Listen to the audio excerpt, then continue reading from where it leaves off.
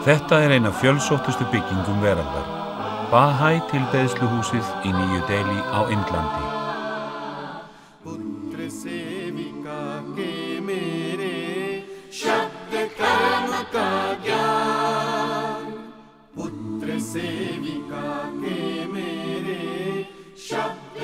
Það opið fólki af öllum trúarbrögðum, kynþáttum og stéttum.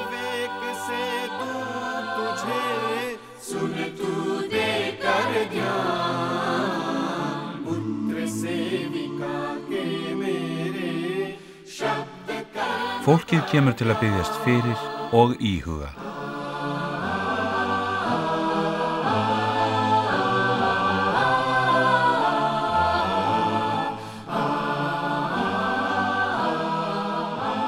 Margir vilja einnig fræðast trúna sem tilbeiðsluhúsið fulltrúi fyrir.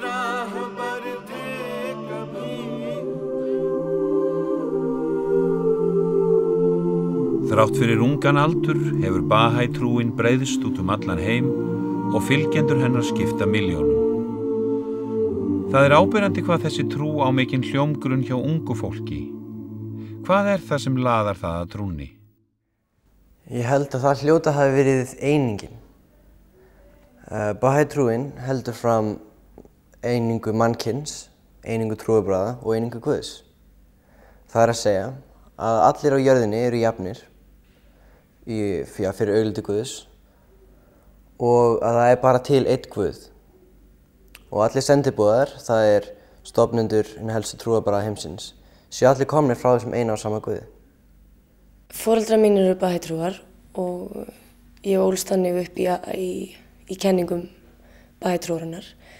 En þegar ég 15 ára þá ákvað ég að fræðast önnur trúarbrögð, bara til að vera ekki Baha'i trúar vegna foreldra minna. Og þegar ég var búin að kynna mér önnur trúarbrögð þá komst ég bara eiginlega að því að Baha'i trúin hafði það mest til mín. Og ég fann mig bara best þar. Baha'i samfélög hafa skotið rótum á fleiri stöðum á jörðinni en söfnuðir nokkura annara trúarbragða að kristinni trú einni undanskilinni.